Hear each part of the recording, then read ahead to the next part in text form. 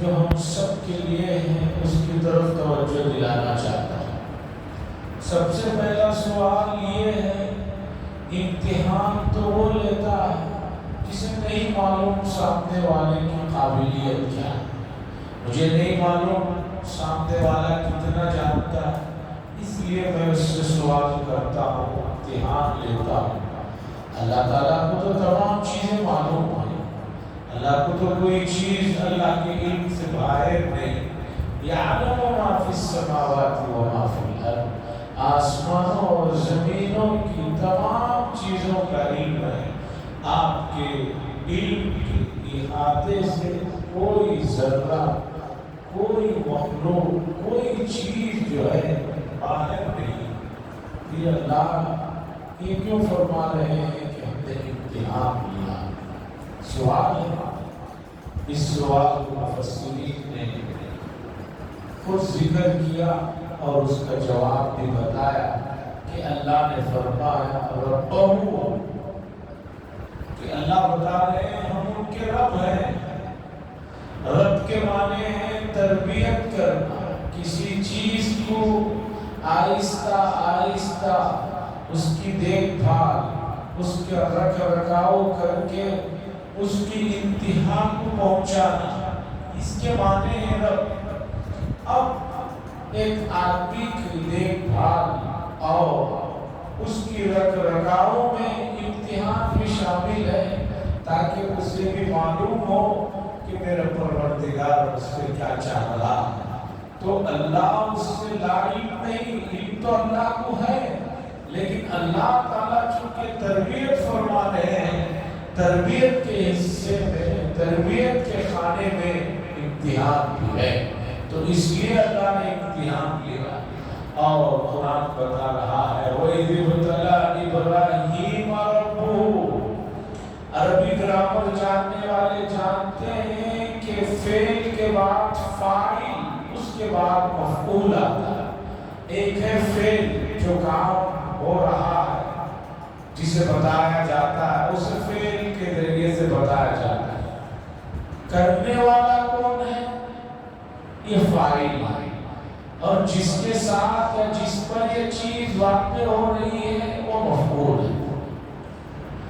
تو امتحان لینے والے اللہ، تو فعل کے بعد اللہ یعنی فاعل اللہ ہے، اللہ کا ذکر ہو، اس کے بعد جن سے امتحان لے رہے ہیں وہ ابراہیم علیہ السلام ہے، تو ان کا ذکر بعد میں آتا ہے۔ مثال کے طور پر ضرب زید عمرو، ضرب زید عمرو، زید نے عمر کو مارا۔ پہلے ضرب فعل ہے، زید فاعل کرنے والا، مارنے والا، اس کا منبر فعل کے فوراً بعد، عمر مفعول جس پر مار واقع ہوئی، جسے مارا گیا وہ عمر۔ تو ضرب زید عمر یہ عربی کا گرامر ہے، لیکن یہاں اللہ وَإِذِ ابْتَلَىٰ إِبْرَاهِيمَ، ابراہیم علیہ السلام کا ذکر پہلے فرما رہے ہیں اور اپنا ذکر بعد میں فرما رہے ہیں۔ گرامر کے حساب سے ابتلا ربو ابراہیم ہونا چاہیے۔ ابراہیم علیہ السلام چونکہ مفعول ہیں، ان سے امتحان لیا جا رہا ہے، لینے والے اللہ ہے، فاعل پہلے آتا ہے، مفعول بعد میں آتا ہے عربی گرامر میں، لیکن یہاں اللہ ابراہیم علیہ السلام کا نام پہلے لے رہے ہیں اور اپنا ذکر بعد میں کر رہے ہیں۔ مفسرین نے بتایا دراصل اس میں حضرت ابراہیم علیہ السلام کا اعزاز ہے، ان کا اکرام ہے، ان کی بلندی اور ان کی شان کو بتلانا مقصود ہے کہ اللہ تعالیٰ اپنے سے پہلے ان کا ذکر فرما رہے ہیں کہ ہمارے خاص بندے ہیں جن کا ہم نے امتحان بھی کلمات چند چیزوں میں، کلمات چند چیزوں میں ہم نے امتحان لیا۔ کیا چیزیں تھی وہ؟ اس کا ذکر مجھے آج کرنا۔ مفسرین نے بھی کلمات کی تفسیر میں بہت سی چیزوں کو نقل فرمایا۔ کہ اس میں امتحان لیا گیا، اس میں امتحان لیا گیا، اس میں امتحان لیا گیا۔ اور مفسرین ہی میں ایک مشہور مفسر ہے جو صحابی بھی ہے اور رسول اللہ صلی اللہ علیہ وسلم کے چچا زاد بھائی ہیں، وہ ہیں ابن عباس رضی اللہ تعالی، حضرت عبداللہ ابن عباس رضی اللہ تعالی۔ حضرت عباس جو صلی اللہ علیہ وسلم کے والد عبداللہ کے بھائی ہیں، تو ان کے فرزند آپ کے کزن برادر ہوئے، چچا زاد ہوئے۔ یہ بڑے مفسر ہیں، چونکہ حضور صلی اللہ علیہ وسلم نے ان کے لیے خصوصی دعا فرمائی، اللہم فقہہ فی الدین، کہ اللہ نے دین کی سمجھ عطا فرمائی۔ حضرت عبداللہ ابن عباس رضی اللہ تعالیٰ عنہ فرماتے ہیں کہ کلمات سے مراد وہ 30 چیزیں ہیں جسے قرآن مجید نے 3 الگ الگ صورتوں میں ذکر فرمایا۔ ایک سورۃ توبہ میں، دوسرے سورۃ المؤمنون 18ویں پارے کی ابتدائی آیت، اور 30ویں نمبر پر سورہ احزاب 22ویں پارے کے پہلے صفحے۔ 11ویں پارے میں کیا ہے؟ اللہ نے فرمایا کہ مومنین کاملین کون ہے، ان کی صفات یہ، وہ کیا ہے 10 صفات؟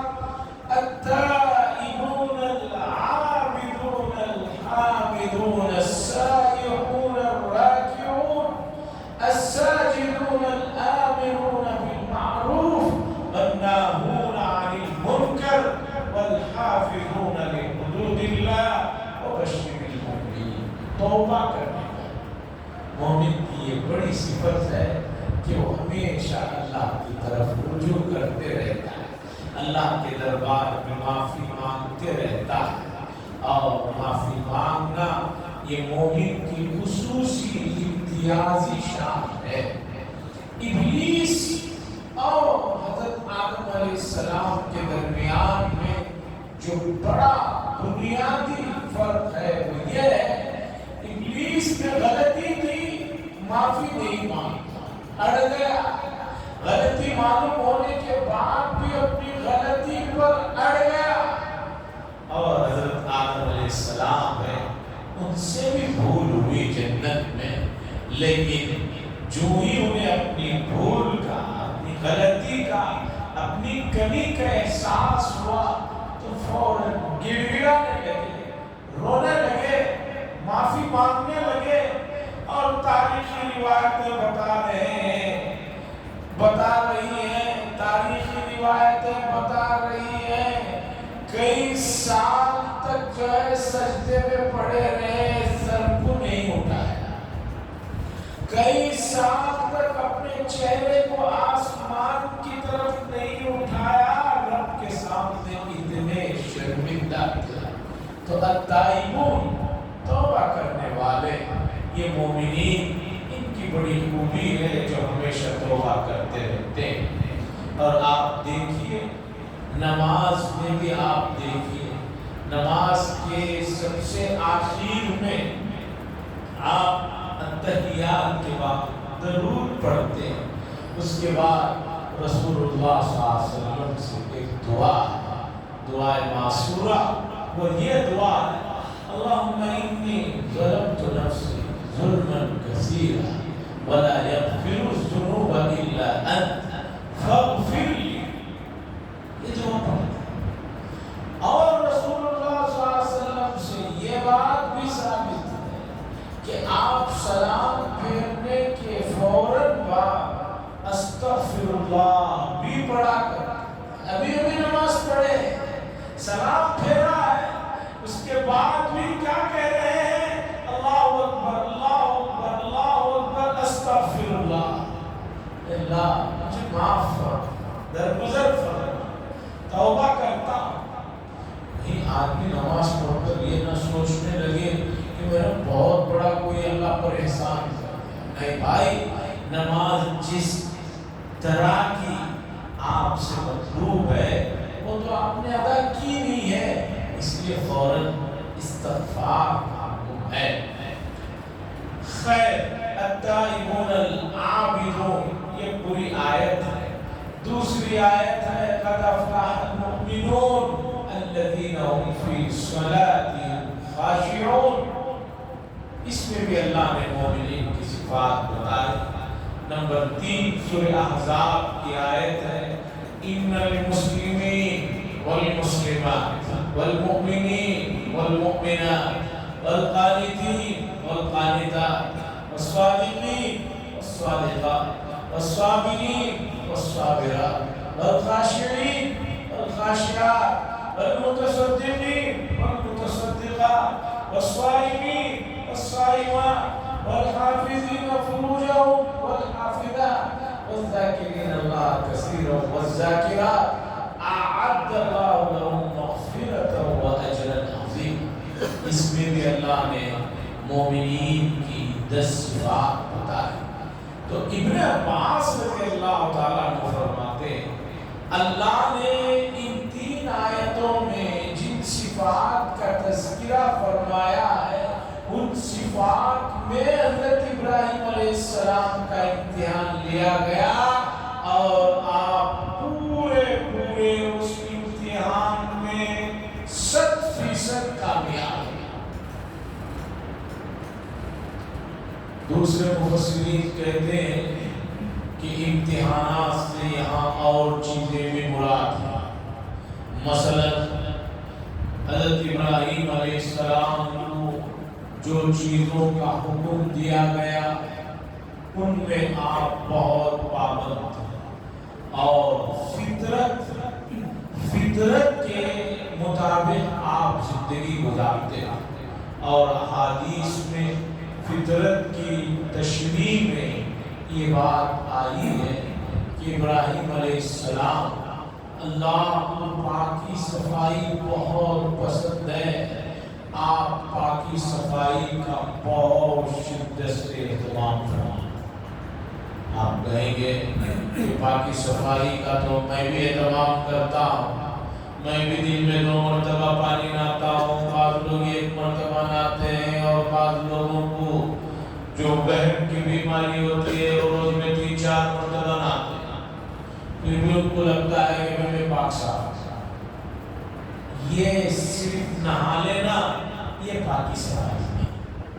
पाकी सफाई में जिस्म और रूह दोनों शामिल हैं।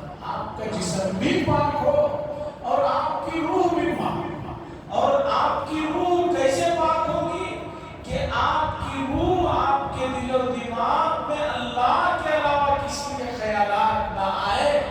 ये उसकी रूह की और दिलो दिमाग की पाकी सफाई। कोई बात हो तो पहले आपका दिल आपकी रूह कहे कि ये काम अल्लाह कर सकते हैं, मुझे अल्लाह की तरफ मुतवज्जह हो। आपका दिलो दिमाग किसी और की तरफ जाता है तो समझिए कि नापाक हो चुके। दूसरा हदीस में तशरीह आई है, रसूलुल्लाह सल्लल्लाहु अलैहि वसल्लम ने बताया कि फितरत से मुराद पाकी सफाई के कुछ खास चीजों का जिक्र फरमाया कि उनमें सबसे पहले नाखून तराशना। नाखूनों को तराशने के सिलसिले में अहादीस में बड़ी शिद्दत से ताकीदें आई हैं और हज़रत इब्राहीम अलैहिस्सलाम इसका बहुत ज्यादा एहतमाम फरमाते थे। आज उम्मत का जो तबका गाँव देहातों में रहता है, कम पढ़ा लिखा है, उसकी बात छोड़िए, पढ़े लिखे लोगों को इस बात में मैं बहुत ज्यादा नाफिल पाता हूँ कि नाखून तराशने के सिलसिले में बड़े सुस्त हैं। बहुत बड़े हो जाते हैं नाखून, लेकिन नाखून नहीं काटते। आखिरी दर्जा आदमी जुमा से जुमा में नाखूनों को खत्म कर ले। बात लोग एक नाखून लंबा रखे रहते हैं, पूछो तो कहते हैं कि वो काम के इस्तेमाल के लिए नाखून रखा, काम के इस्तेमाल के लिए नाखून ही रह गया, उसके लिए दूसरी चीजें दुनिया में बंद हो गई।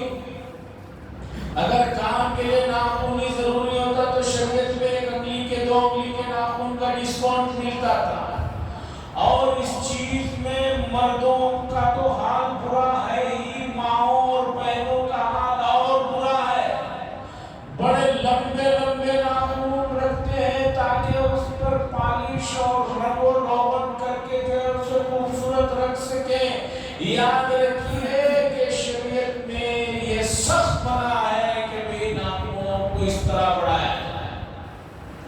حدیث میں آیا ہے مسلم شریف کی کہ ابراہیم علیہ السلام پاکی صفائی کے سلسلے میں مونچھوں کو بہت زیادہ کاٹنے اور کٹانے والے تھے۔ بہت سارے لوگ مونچھوں کو بہت موٹے اور بہت لمبے رکھتے ہیں، اس سے بھی شریعت نے منع فرمایا۔ نمبر 3 حدیث میں آیا ہے بہت سے لوگ اس کی طرف توجہ نہیں دیتے۔ حدیث میں آیا ہے بغل صاف کرنا، بغلوں کے نیچے کے بالوں کو صاف کرنے کے سلسلے میں سخت تاکیدیں آئی ہیں، اور ابراہیم علیہ السلام اس میں بڑے زیادہ پاکی صفائی کا خیال کرتے تھے۔ اعلیٰ تعلیم یافتہ لوگوں کی حالت اس سلسلے میں بڑی نازک ہے۔ اگر مہینے 1.5 مہینے 2 مہینے میں کٹنگ کرا رہے ہیں تو 2 مہینوں تک جو ہے بغل کی سلسلے میں پاکی صفائی کا کوئی اہتمام۔ اور اللہ معاف فرمائے، حج کا موسم ہے اور معتمرین کا آنے کا سیزن شروع ہو رہا ہے مکے میں۔ لمبا عرصہ اللہ کے فضل و کرم سے مجھے وہاں رہنے کا موقع ہوا۔ بہت سے حجاج اور معتمرین جب آتے تو اب طواف سے پہلے ان کے احرام کو کس طرح پہننا ہے، ایک مونڈا کھلا رکھنا ہے۔ جب میں ان کو وہ سکھانے کے لیے اس طرح احرام ان کو اڑانے کے لیے جب جاتا تو مجھے بڑے افسوس ہوتا، لگتا ہے کہ مہینوں سے جو ہے پاکی صفائی نہیں کی۔ اسی طرح حدیث میں آیا ہے زیر ناف کی پاکی صفائی پر بھی سخت حدیث میں تاکیدیں آئی، اور فقہاء کرام نے مسئلہ لکھا ہے کہ جو لوگ نوجوان ہیں اور جہاں کے پانی میٹھے پانی کا استعمال زیادہ ہے تو ایسے لوگوں کو اور جلدی سے جلدی 8-10 دن میں جو ہے پاکی صفائی کرنی چاہیے، اس لیے کہ نوجوان چونکہ تندرست ہوتے ہیں تو ان چیزوں میں تیزی کے ساتھ اضافہ ہوتا ہے۔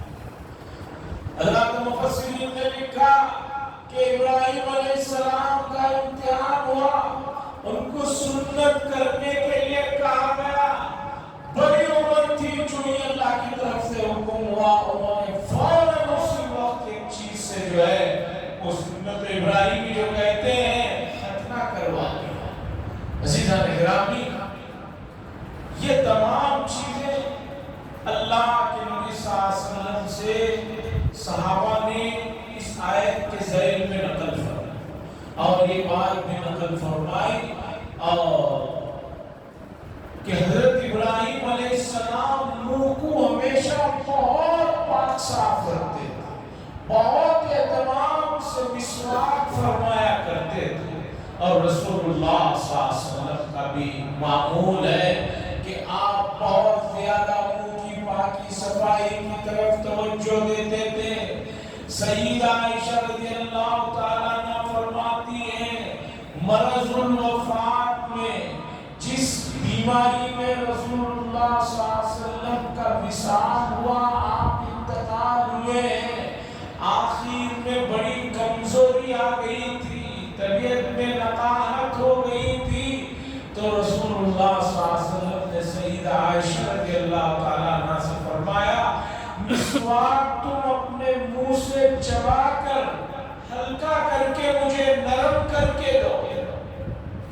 مرض الوفات میں سیدہ عائشہ فرماتے ہیں مجھے حکم دیا گیا تو میں اپنے منہ سے مسواک چاپ کے نرم کر کے رسول اللہ صلی اللہ علیہ وسلم نے اسے لیا اور اپنے جو ہے دانتوں پر مسواک۔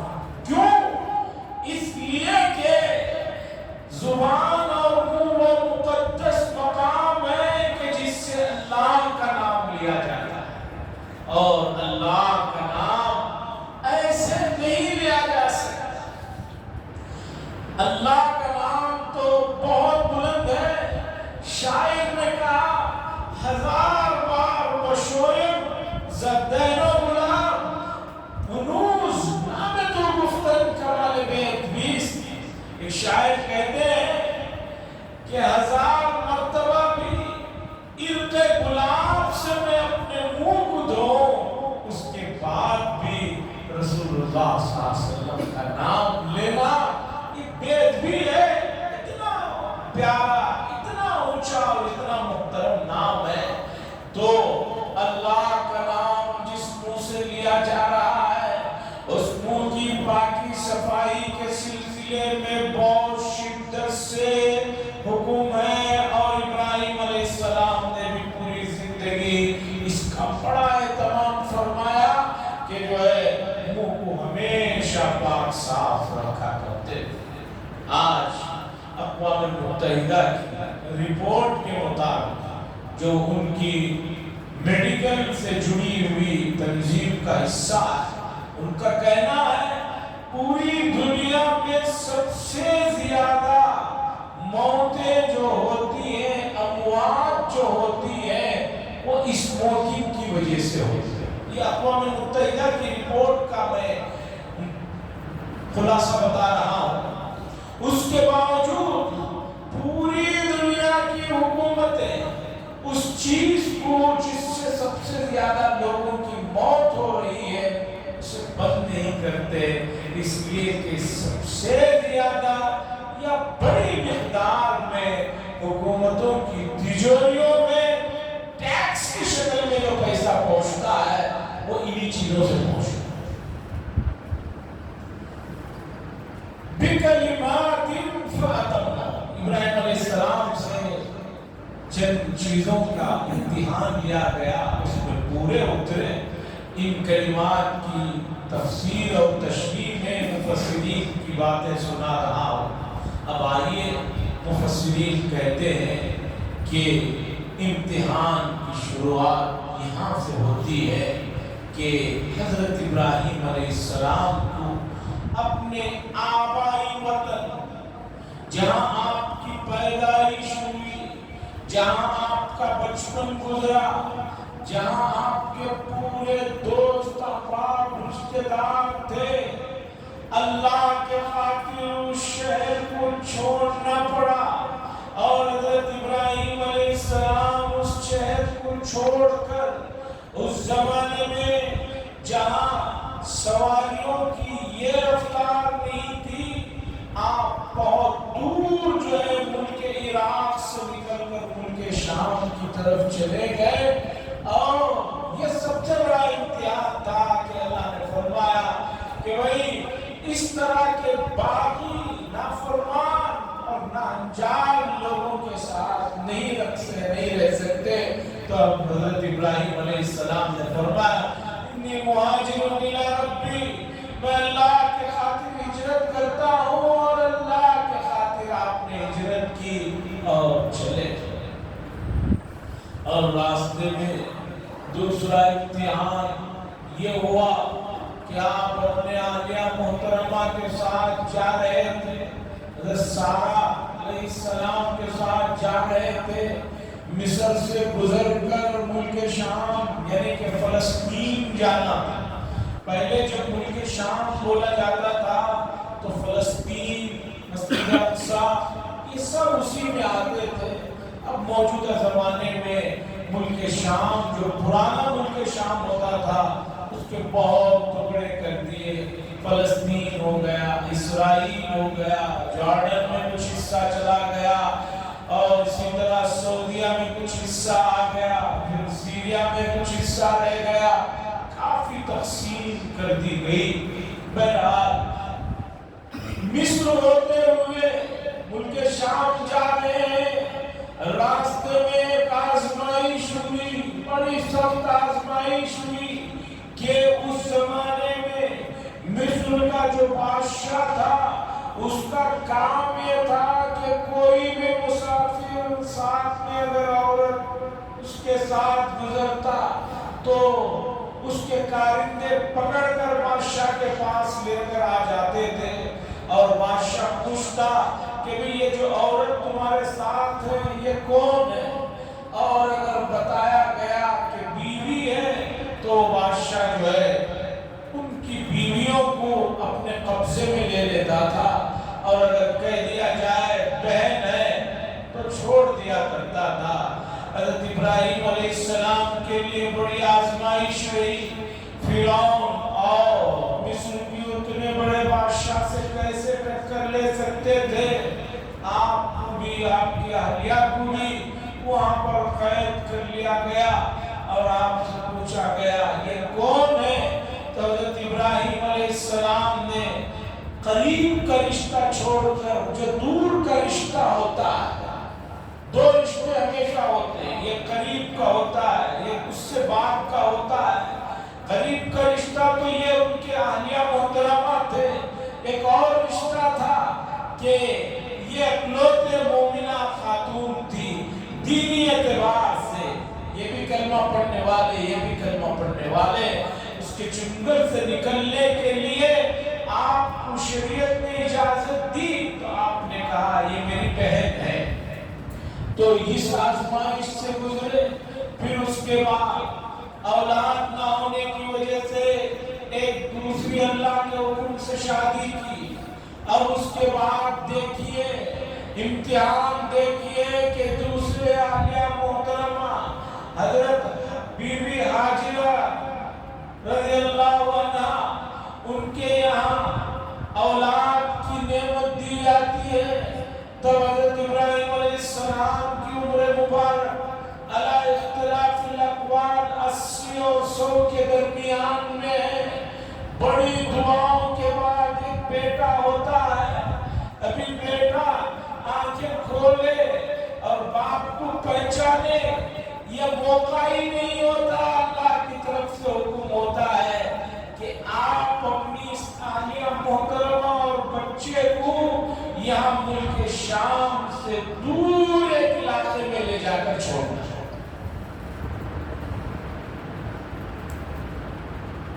تاریخی روایتیں بتاتے ہیں حضرت ابراہیم علیہ السلام حضرت حاجرہ اور حضرت اسماعیل علیہ السلام کو لے کر ملک شام سے چلتے ہیں، ساتھ میں حضرت جبریل علیہ السلام چلتے چلتے جہاں بھی سرسبز و شاداب علاقہ دیکھتے ہیں، حضرت ابراہیم علیہ السلام پوچھتے ہیں حضرت جبریل علیہ السلام سے کیا ہمیں یہاں رکنے کی اجازت ہے، یہاں ہم آباد ہو جائیں، اپنے بیوی بچے کے ساتھ یہاں آباد ہو جاؤں؟ حضرت جبریل علیہ السلام فرماتے ہیں یہاں رکنے کا حکم نہیں ہے اور آگے چلنا، اس لیے کہ ان کے شام سے مکہ المکرمہ یعنی فلسطین سے حرم کا جو فاصلہ ہے 1500 کلومیٹر کے آس پاس ہی ہوگا، تو پیدل چل رہے جہاں سرسبز و شاداب علاقہ دیکھتے ہیں، ابراہیم علیہ السلام پوچھتے ہیں کیا ہمیں یہاں آبادی کا، یہاں آباد ہونے کا حکم ملا، یہی آباد ہو جائے؟ حضرت جبریل فرماتے ہیں یہاں نہیں اور آگے چلنا ہے۔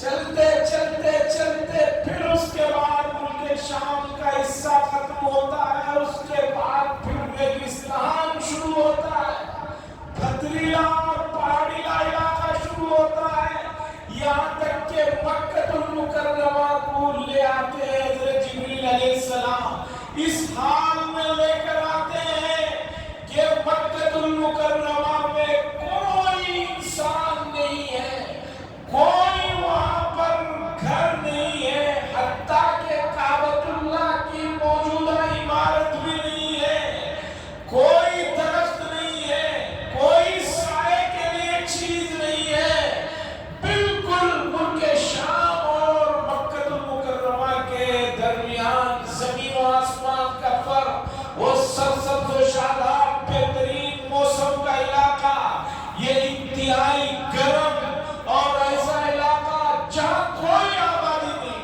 کوئی انسان نہیں، بواد غیر ذی زرع قرآن نے فرمایا، یہاں لا کر کعبۃ اللہ بھی نہیں ہے، حضرت جبریل علیہ السلام کہتے ہیں یہاں چھوڑنا ہے۔ امتحان دیکھیے کہ ابراہیم علیہ السلام اہلیہ محترمہ اور بچے کو چھوڑتے ہیں اور ان کو بھی کچھ نہیں بتاتے، واپس جانے لگتے ہیں۔ اہلیہ پوچھتے ہیں کہاں آپ نے ہمیں لا